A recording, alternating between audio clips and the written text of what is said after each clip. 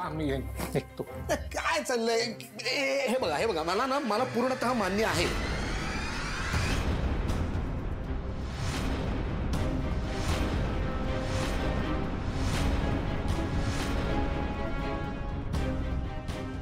चंदन, हा, मदतीचं सोड रे, मदतीचं सोड. अहो असं कसं सोडू अण्णा?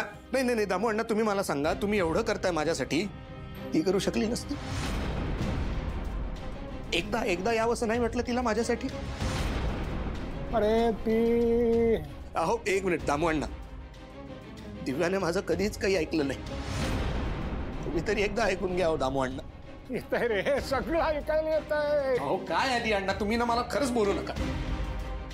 तुम्हाला माहितीये का, तुम्ही होतात म्हणून गावामध्ये ती एवढी राबली, एवढी कामं शिकली, नाही तर काही केलं नसतं तिने.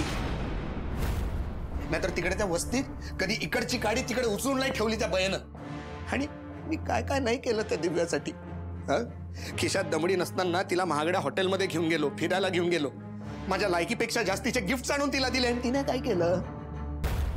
बंद कर, सोडून देतो विषय. अहो कसा सोडून देऊ अण्णा? सोडून द्यायला काय त्या धोतर आहे? सोडून दे म्हणे. विषय सोडण्यासारखं नाहीच आहे चंद्या. तू आधीच सगळं तिला सांगायला पाहिजे होतं. तू काही बड्या बापाचा मुलगा नाहीयेस ना. तुझा बिझनेस आहे, तू तर फट्याल कंगाल आहेस.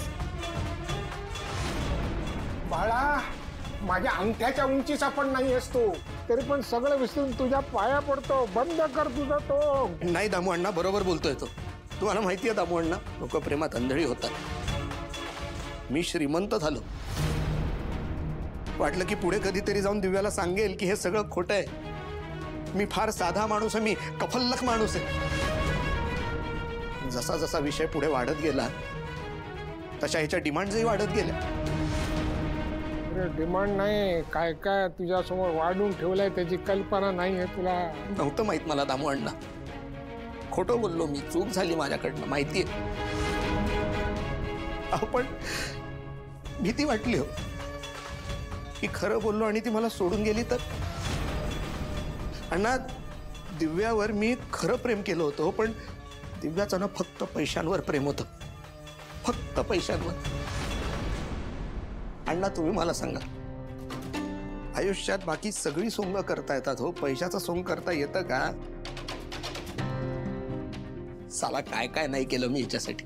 लोकांकडनं उधारी घेतली, गुंडांना नडलो, महागड्या गाड्या आणल्या, लोकांना टोप्या घातल्या. अहो तुम्ही जर गावात फिरायला आणला तर 5-25 लोक मी घातलेल्या टोप्या घालून फिरताना दिसतील तुम्हाला. चंदन खोटा,